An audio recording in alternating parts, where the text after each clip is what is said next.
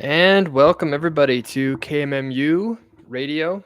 I'm Dan Fillmore. Today, I shouldn't even be hosting, but there was a massive emergency this morning with the helicopter that ran into the plane landing in Reagan Airport. I think that the number of people that is dead is close to 70 that they've counted. So it's been an absolute travesty, a horrific, terrible, terrible day. And one of my closest friends is a pilot.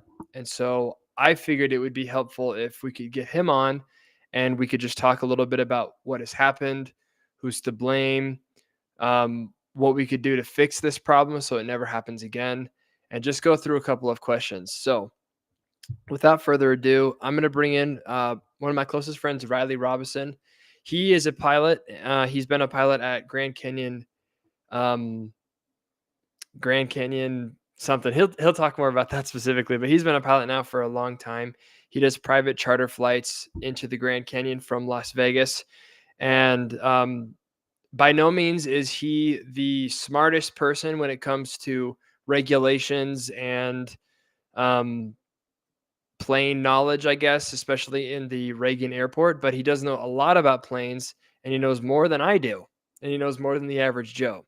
So we're really excited to have him, and I'll bring him in right now. Riley, how's it going?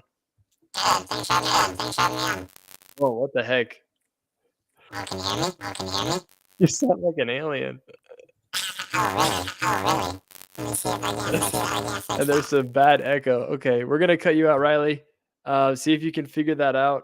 That definitely is not how it should sound. But for those who are watching, if you want to ask Riley a question, you can. The number right here is 435-851-3987. That is my personal phone number. You can give me a call right here, and you can talk to Riley. Ask him any question that you'd want. Again, the number is 435-851-3987. We're gonna try to bring Riley back in, see if he is still an alien. Let's try that again. Riley, how you doing? How's that? Is that better? That's perfect. I don't know why you sounded. Okay. It was like high pitched and weird, and it sounded horrible. It sounded It terrible. must have been something with my AirPods, Yeah. so I took them out. Okay, Riley, tell us. Just start us from like the basic beginning. What happened today with this travesty? Yeah. Well, first off, it is a travesty. It shouldn't have happened. There's not a lot of information that's been given out right now. The NTSB is still conducting their search and their investigation. That can take anywhere between 1 month to about a year before they release any information on what actually happened today. But for people who know their planes, it was a CJ3 and a Blackhawk, a CRJ 700 and a Blackhawk that had a collision today. Blackhawk Midair. is the helicopter. Yes. Army. And before we get into that, I'll actually pull up the video that I have. Let me just share that really quick with you, and then I can tee you up that way. So this is from ABC. In the distance, right there, we'll go in a little tighter on it. You can see to the left there's a plane that looks like coming in. There's a brighter light, and right there, boom, you'll see that. So that's the best video that we have so far. Yeah. Just little thing, and then you see the massive explosion. Continue. Sorry. Yeah. So as you can see, the CJ. Why do I keep blanking on the name? The airplane was just on its final approach, which, for a pilot's perspective, that's the highest workload. Is right there. That's when the two pilots are. The most is going on in the cockpit. And the helicopter is on the left side of the aircraft, or the right side of the aircraft. They've collided with the aircraft on approach. Like I said, it's a travesty on multiple levels. Obviously, for the people that it happened to and the family and their families, but for the on the FAA side, on the regulation side, it's going to change quite a bit as well. Yeah, I mean, this this is the largest. I think they said this is the largest accident from any kind of transportation standpoint since like 2001, and we haven't had a serious accident like this since 2009. Yeah, So it's been a long, long time since something like this has happened. So what kind of regulations have changed in the past because of things like this, and what do you expect will change in the future? yeah. So the last one, 2009, that was the Colgan air crash. 70 plus people died in that one. Um, and there was some regulation changes to what exactly a co-pilot and pilot have to be doing during the final approach, which is what happened on this one as well. In that specific one, the pilot and co-pilot seemed to be a little distracted during their approach, which, when it's a day in day out kind of job, can get kind of, it's a little understandable. But it's no longer that way. During your approach, you have what's called a sterile cockpit. There's no other distractions, and you're focused solely on landing the aircraft. And I have no doubt that the two pilots today had a sterile cockpit. Again, like you were saying, I don't have all of the information about this, but from what I can tell, on the outsider's perspective, this seems to be at the fault of the helicopter pilot. Yeah, that's what I was hearing today. Is that the plane that was coming in basically did everything it should have, and from what I was reading, the air traffic controllers were basically telling both parties that the other one existed, right? Yep. And so, do we know what happened with the helicopter? Do we know what they did wrong? Yeah. So I went and I listened to the recordings for ATC. It was about a 15, 20-minute listen. And the air traffic controller was doing For those who don't know, what is ATC? Air traffic control. That's what it stands for. Okay. They're the guys that are on the ground, and they help maintain separation between. So you heard what they were actually saying. Yeah. Oh, wow. If you want to go and look at what was actually being said during the time, then you can go ahead and look that up. It's fairly easy to find. Wow. I didn't know that. No, but the air traffic controller, he was doing his job beautifully, maintaining separation, and he asked the helicopter pilot to maintain visual separation, which essentially means that he establishes visual contact with the aircraft that's ahead of him. Mm-hmm. He remains outside of that aircraft's comfort zone, I guess you could say. How big of a distance is that? You generally want to stay about a mile away. That's Wow. usually the safest, because I mean, that aircraft that was coming in on final, he was going at speeds of anywhere between 150 to 100 to 200 miles an hour. Yeah. And the helicopter itself was probably going anywhere between 70 to 120 miles an hour. And you do the math, if you're doing head on at those speeds, 1 mile ends up only being a couple of seconds. Right. So the air traffic controller asked the Blackhawk helicopter pilot to maintain visual separation Mm-hmm. from final, to which he responded, "I have the aircraft in sight." But then shortly after that, there was the midair collision. Wow. So from what we can assume happened, is he likely saw in that video, there was the aircraft that was up ahead that he collided with that was smaller, and then there was a larger light, which was another aircraft in the area. So either he likely saw another aircraft that was coming in on approach, and he assumed that was the one that he was maintaining visual separation with. Or the other problem that could have happened was, and this is probably where the laws are going to change quite a bit, but he was asked to maintain visual separation at night, which poses quite a few hazards, especially if the aircraft that he collided with behind that aircraft was city lights or stars or anything that creates a bright light. So that aircraft that was on approach could have gotten lost in the city lights that were behind him. So in terms of laws and regulations, it's likely that visual separation will no thing Interesting. At least at night or during the daytime? at night at the very least. Yeah. I mean, it makes sense that it sounds like what's really interesting is that through the last basically 15 years, 150 million flights have traveled in the country and nothing like this has happened. Yeah. And so it only needs to happen one time for it to be a massive catastrophe though. So those rules have been working for a long time. The visual separation obviously worked in most of those cases. But do you think that a law like that saying that you can no longer do visual separation or what'd you call it? Yeah. Maintain visual separation. Visual separation. Do you think that a law changing that would actually be helpful, or and if so, what would it actually change to be? Oh yeah, it would definitely be helpful.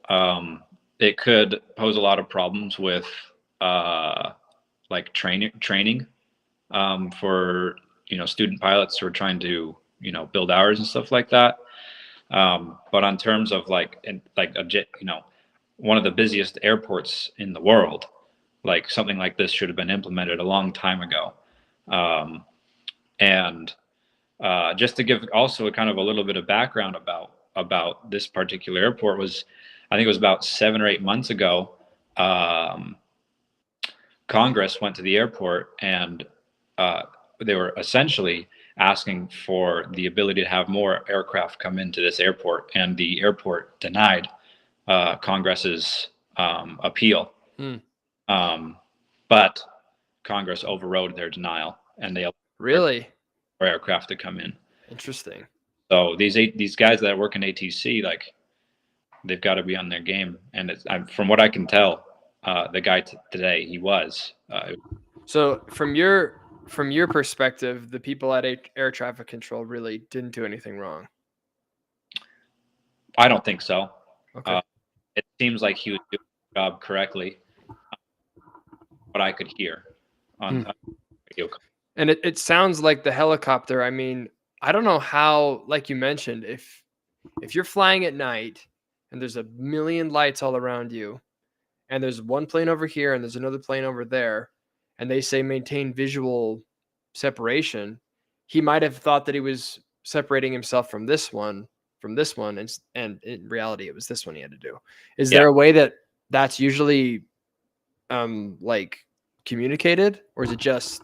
It sounds something like Daniel Fillmore 123 maintain visual separation from aircraft 3 nautical miles at your 11 o'clock 500 feet high. And you would respond, and this is what the helicopter pilot responded to as well: I have the aircraft in sight, will maintain visual separation. Interesting. That's very interesting. So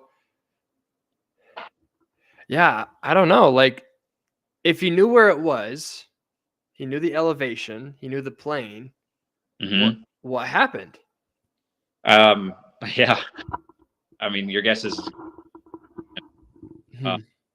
I hope NTSB is going to be able to find stuff.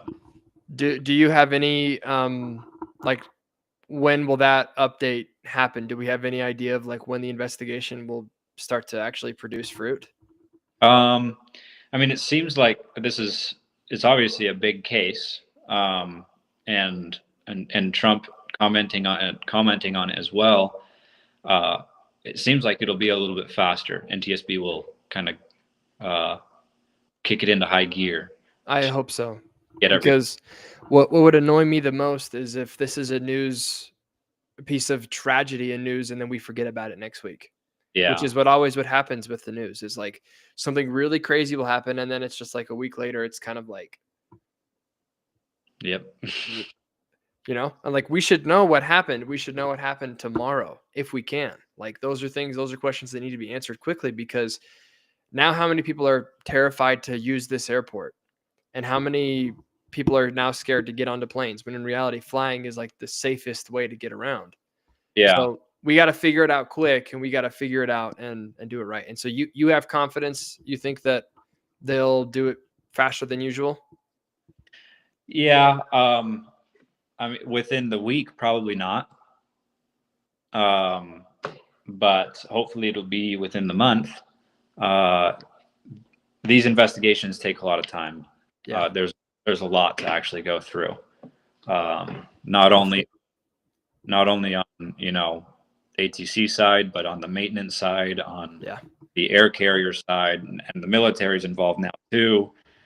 There's a lot of red lines they got to pass through. Yeah, true. Because the helicopter that hit the plane was part of the military, and so there's several different. Yeah. It would be sad if the ATC guys got booted for this, because it doesn't sound like they did anything wrong. At least from what we know. Maybe they did, but we don't know. Yeah, I don't know. It's going to be interesting to see what happens. It's likely that this will be one of the last nails in the. Oh, Riley, you froze there for a second. Can't hear you, Riley. We have lost Riley for a minute. I'm going to take him out, and I'm going to try to bring him back in. Riley, can you hear us? We cannot hear you, Riley.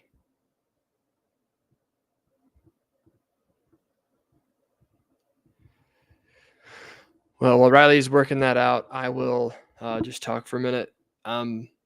I have confidence, more confidence now than I did before, that we will get to the end of this, because one of the interesting stories that's come out in the last couple of days is about the drones that were over New Jersey.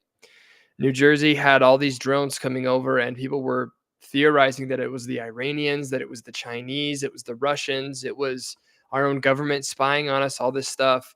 And the Biden administration never told us what it was. But I think the very first week, or the first time that Carolyn Leavitt, the new press secretary for the president, came out, she said definitively what the drones were. They were American drones and other enthusiasts, and it was nothing to worry about. That wouldn't have been hard for Biden to say. It really wouldn't have been.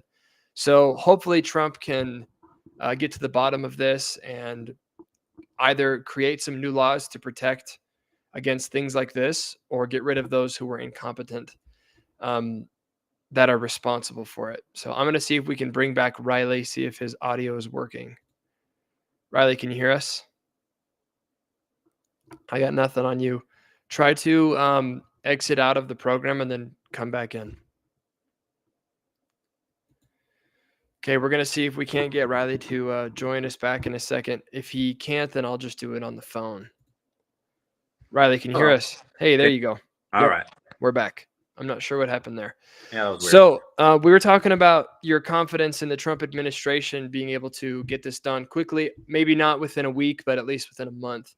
And one of the questions that I've been thinking about recently, there have been quite a few reports from the aviation world that say that near collisions have actually been increasing dramatically.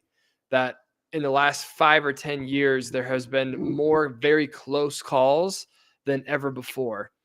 And one of the reasons that they were saying this is because there's a huge staffing shortage of pilots. And so I've known you now since we were 15, so 12 years. And throughout that time, you've been flying pretty much since I met you. And you building up hours and hours and hours and doing all these hoops to jump through all the schooling, I can see why there is a shortage. The amount of things that you have to do as a pilot are very, very, very, very insane. So do you think that that's fair for the government to ask of you so much in order to become a pilot?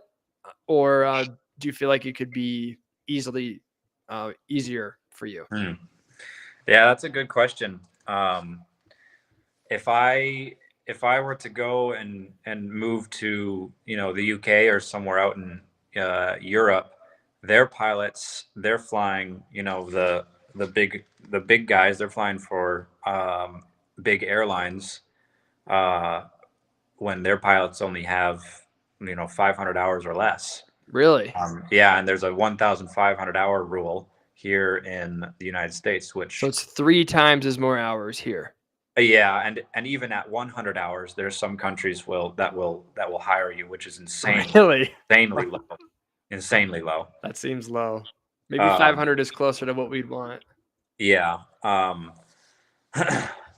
mean, I think there's a lot of good ways that we could lower that 1,500 hour rule down to maybe 1,000 hours, which I feel is a little more appropriate. But yeah, the pilot shortage has definitely been, it's definitely, I believe, affected the the caliber of pilots that are in the airfield today. And I'm not trying to scare anyone here, but because the airlines were so desperate for pilots, um, as it appears to me, it seems that they have lowered their standard of hiring just so that they could fill one of those seats Yeah, for and the that's co-pilot. and that's been one of the interesting things. United Airlines came out, I think it was 2 years ago, and said they wanted at least 50% of their pilots to be either women or people of color. So they're basically excluding people like you, people like me, white men. Right. And I think that that's kind of just become part of the country that we live in, that it's like, you're a white guy, screw you. Yeah. That's kind of like the ethos about the whole thing. And so, do you think that that has played any part in it? Is trying to maybe lower standards so they can diversify their workforce? Do you think that has played a significant role in making air travel less safe? I mean, it probably has. I would say more than that, more than having the diversity quotas, which do not like you're saying increase safety. Yeah. And for those that might be a little confused about why that is well, I think it's something like 93% of the pilot workforce are straight white males. The evil men, the Yeah, evil people. Don't you know, Riley? We're yeah. evil. So you just have to do simple arithmetic. Yeah. If you're a company, would you rather pick from a pool of 93% people, and 50% of them are good? Or would you rather pick a pool from 7% and 50% of them are good? Right. So the standard has lowered. And whether, diversity has been a contributor of that, I'm not exactly sure. But the airlines have lowered their standard for pilots to be filling the right seat. So how do we solve that, Riley? If you had the power, if you could talk to Trump today, I don't know if he's listening. Trump, if you're listening, hear this man out. What would you say needs to be done to make it easier for people who are qualified to become pilots? Um, well, it shouldn't be easy. Sure. Being a pilot shouldn't be easy. The amount of lives that you have in your hand on a daily basis it's absolutely mind blowing. Hmm. Tenfold the amount of lives that doctors have in their hands or lawyers. In any given day, a single pilot for United Airlines has anywhere from 150 to 700 people's lives in their hands. Right. That's a huge responsibility. It is. So the standard should not be lowered at all. The problem with the pilot shortage, one of the problems with it is it's very expensive to be a pilot these days. A price tag of anywhere between $80,000 to $200,000, depending on where you're going. Yeah. And most people don't have that kind of cash. Right. Right. Even over the course of 4 to 6 years, they don't have it. And that's a huge deterrent for. And that could be part of the reason why so much of the workforce is still white, is that it's just very expensive to get into, right? Yeah. And so I'm sure there's plenty of ways that we could lower those costs and make it more available for people to actually become trained. And because like knowing you, like you knew the people who were pilots and you still had to pay tons of money to get Yeah. through all the things, paid for your own gas, paid for like everything. And like if you don't know the people who are already in there, it seems like a very daunting task. Yeah, it is. And most people will end up quitting by hour 50. Yeah. You know, because just to give the viewers at home a little bit of an idea of how expensive it is, it's that if you go to any aviation school today, you'll be running at about $150 to $200 per hour. Wow. For a flight hour. Goodness. So you do that 50 times and you go, I really don't like this. Yeah, no thanks. And that is a huge concern, especially, yeah. But I feel that the amount of checks and balances that pilots have to get to the point where they are flying a airliner, to where they are flying a Black Hawk, I feel that those checks and balances are in good place, are in a good place right now. But you can't avoid these kinds of things with aviation. It's nearly impossible. There's going to be some kind of error somewhere. And that might be the truth, is that like every person did what they were supposed to, and it was just the 1 in 150 million, random thing.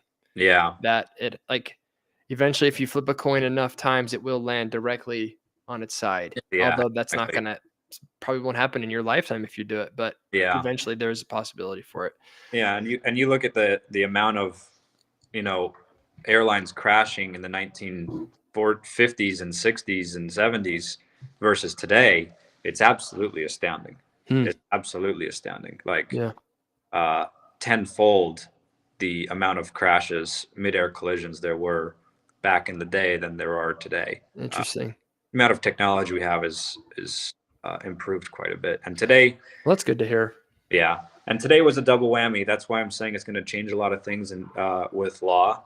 Because not only were there 70 people that were killed, and it was a tragic accident, but it was also a mid-air collision, which are extremely rare these days. Yeah, that's even more rare. I think I saw this thing that said that you're much more likely to damage your aircraft on the ground than you are in the air. Absolutely. Yeah. Yeah. Which I guess makes sense. There's more obstacles. Right? Yeah. Well, it's crazy, man. And so Trump, if you're listening, let's see if we can't get that 1,500 down to 1,000. Yeah, that would help. You know what? I'm gonna do it like he would do it. Trump, you gotta listen to me carefully, very carefully. Do 500 hours, 500. That's it. And then what he'll do is he'll meet me halfway, and we'll get to 1,000. I think 1,000 sounds reasonable, just to make it so that, because if you have to pay for 1,500 hours and it's 250 hours on average each, that's, an astronomical amount of money. You could get a smaller job at 300 hours, but still, it is a lot of money. Yeah. Well, Riley, you're a flipping genius. You know more about planes than anybody, so I'm grateful that you took the time. This has been kind of a somber show, just thinking about the tragedies that happened, and hopefully we can get it fixed. So it would make sense to me that we end it with something that's a bit more lighthearted. I was telling you a little bit about this, but there was this obese rapper, and her name is Dat Damas, I think. Something Dank Damas. Dank Damas. This lady is about 500 pounds, and she orders a lift, not a forklift, a lift, like an Uber. And the guy shows up, and he takes one look at her, and I'll let the video say the rest. Let's go ahead and share that.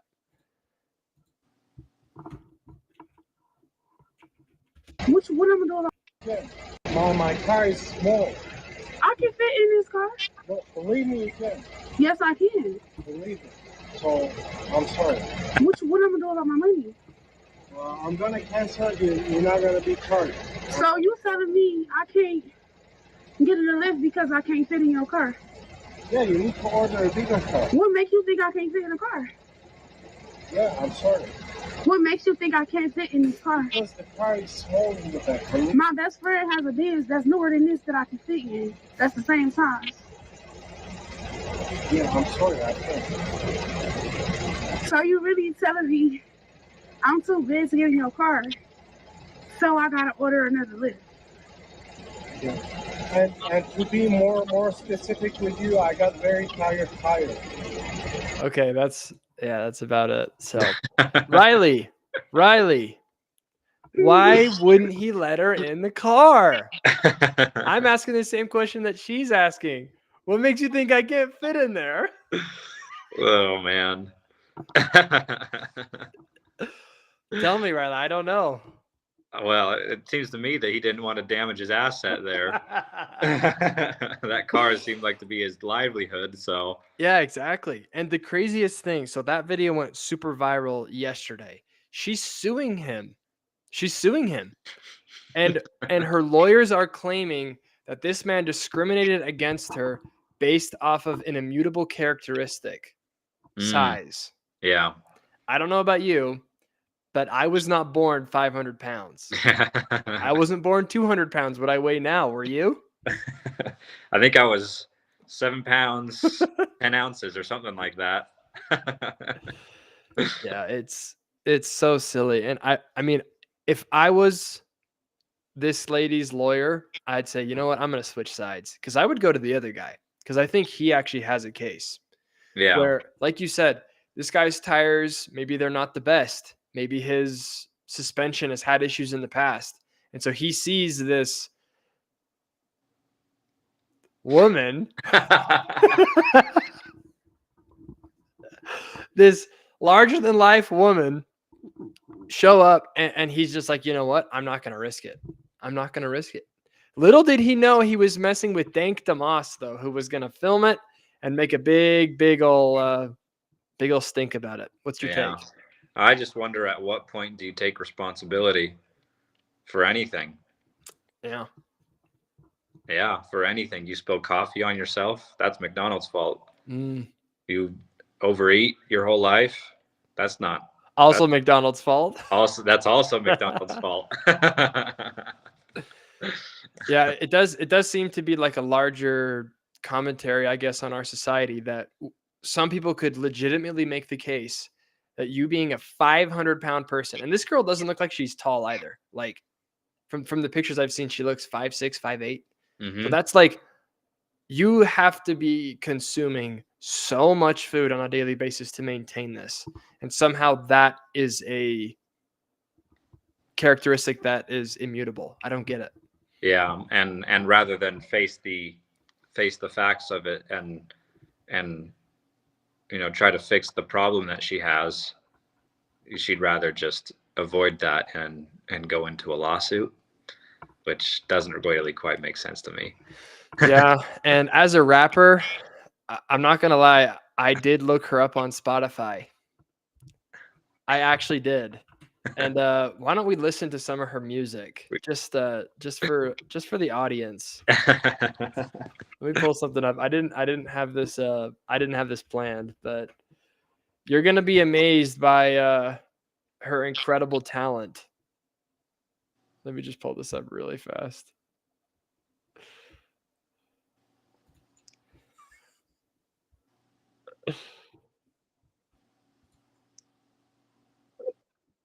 All right, I got one.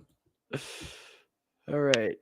And maybe this will work, actually, because we're looking it up right now. Yeah, she's getting exact. Look, all right, check it out. This song's called Ring Ring. I can be your side. I can be the one that you would call a ride or die. I can be your main. I can be your side. I can be the one that you would call a ride or die. All you gotta do is call my phone, baby. Ring, ring, ring, ring, ring, ring, yeah. All you gotta do is call my phone, baby. Ring, ring, ring, ring, ring, ring, yeah. I can. That's pretty catchy, right? Yeah, it's not too bad. It's not bad. These comments are too good. Yeah. Why sue Lyft when you can sue your dietitian? Oh man, look at us. We're helping her out. Should we like the video? Should we dislike it? That's your prerogative. There you go. We gotta dislike it. We can't be helping out Dank DeMoss anymore. Yeah. Anyways, Riley, thank you so much for jumping on with me really quick. Appreciate everybody for watching. I will do one last little shout out. If you do want to call in right now, the number is 435-851-3987. If you have a question for Riley, we'll be taking those in the next 2 minutes. If we don't get anything, then we'll just end the show. I'll even put my phone on ringer. We have yet to get a caller in for the show. I see there is 7 whole people watching this right now, Riley. Can you believe it? Wow. 7 people watching us right now. So if any of those 7 are brave enough to call this phone number, you can call it right now. If not, we won't worry about it. So while we're waiting Yeah, on go ahead. that, explain a little bit on Trump's almost kind of blaming this on DEI. I haven't seen the. Wait, were you going to explain, or did you ask me? No. I'm just asking about it because I've seen some media outlets saying that Trump's trying to blame DEI on this incident. Yeah, it wouldn't surprise me if he did. That's been his vendetta. We have no evidence that DEI has played any role in this specific thing. But like me and you were talking about, DEI has decreased standards. Yeah. And so maybe in like a broader picture, we could say it was, but we have no evidence yet. So, if I was Trump's PR person, I'd probably quit. Just because doing PR for Trump would be almost impossible. But yeah, I haven't seen anything about it yet. Last chance to call in, 435-851-3987. Give that number a ring in the next 10 seconds, or you're going to regret it for the rest of your life. And I'm going to show up to your house and put a kitten in your mailbox. Okay, you're all getting kittens in your mailbox. All right. Riley, thanks so much for joining the show. Really appreciate it. And we will catch you guys on Wednesday for my regularly scheduled show. See you later.